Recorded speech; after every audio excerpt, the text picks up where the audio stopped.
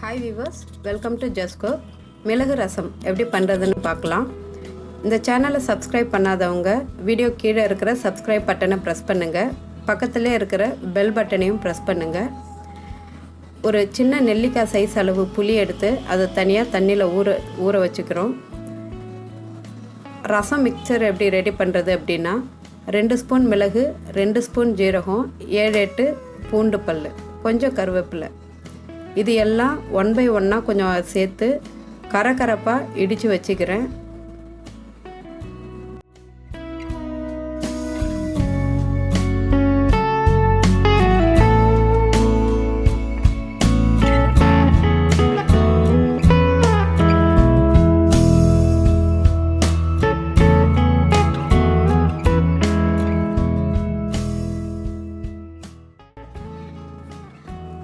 பூண்டு வந்துட்டு தோலோடே சேர்த்துக்கோங்க. ரசம் ரொம்ப வாசனையாக நல்லாயிருக்கும்.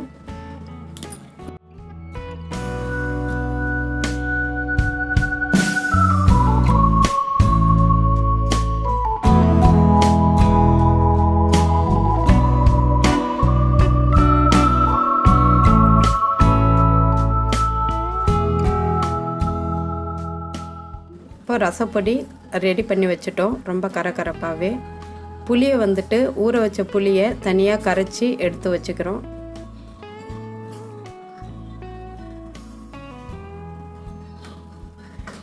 இந்த புளி தண்ணி கூட ஒரு பெரிய சைஸ் தக்காளி நல்லா கரைச்சி எடுத்து வச்சுக்கோங்க.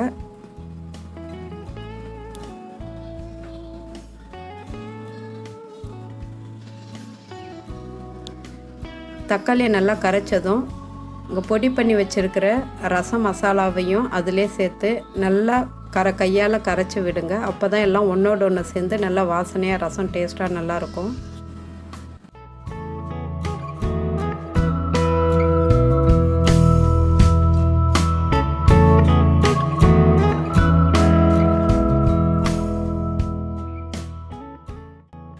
கால் டீஸ்பூன் மஞ்சள் தூள், தேவையான அளவு உப்பு,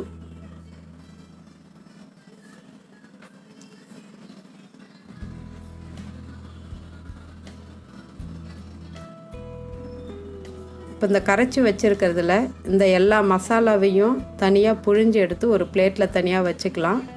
ரசம் தாளிக்கும் போது இந்த மசாலாவையும் வந்துட்டு நம்ம கொஞ்சம் நேரம் வதக்கிட்டு ரசம் வைக்கும்போது ரொம்ப வாசனையாக நல்லாயிருக்கும். தேவையான அளவு தண்ணி விட்டுக்கிறோம்.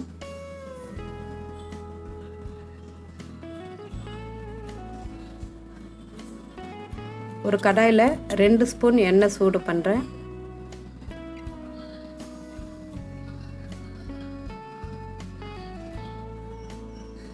எண்ணெய் சூடானதும் ஒரு 1/2 ஸ்பூன் கடுகு சேர்த்துக்கிறேன். கடுகு நல்லா பொரியட்டும். அந்த கடுகு பொரிஞ்சதும் ஒரு 2 காஞ்ச மிளகாய் உடைச்சி அதில் சேர்த்துக்கலாம்.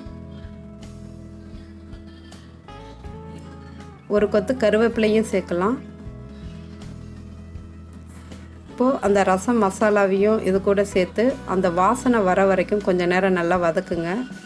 ஒரு நல்ல வாசனை வரும் அதுலேருந்து.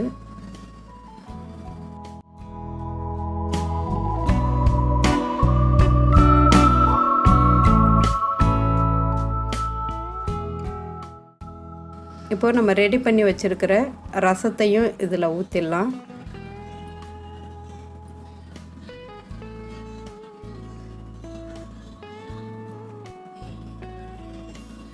ரசம் எப்போவுமே ரொம்ப ஹை ஃப்ளேமில் வச்சு ரெடி பண்ணக்கூடாது. கொஞ்சம் மீடியம் ஹீட்டில் வச்சு அதை கொஞ்சம் சூடு பண்ணணும். அப்போ தான் நல்லாயிருக்கும். இல்லாட்டினா டக்குன்னு கொதித்து வந்துடும், நல்லா இருக்காது.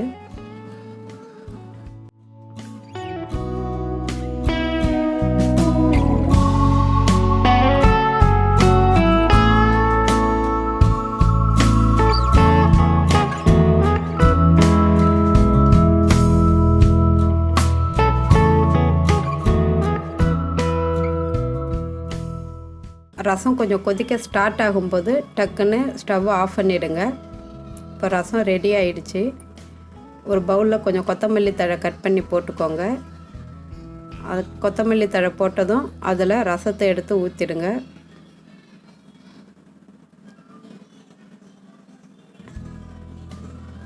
எப்போவுமே ரசம் ரெடி பண்ண உடனேவே இம்மீடியட்டாகவே அந்த பாத்திரத்தை ஒரு பிளேட் போட்டு மூடிட வேண்டாம். அந்த மல்லித்தழையோட கலர் வந்துட்டு சேஞ்ச் ஆகிடும், பார்க்கவும் நல்லா இருக்காது. நம்ம சாப்பிடும்போது இந்த மல்லித்தழை ஃப்ரெஷ்ஷாகவே இருக்கணும் அப்படின்னா ரசம் கொஞ்சம் கூல் ஆகிற வரைக்கும் வெயிட் பண்ணுங்கள். தேங்க்யூ ஃபார் வாட்சிங்.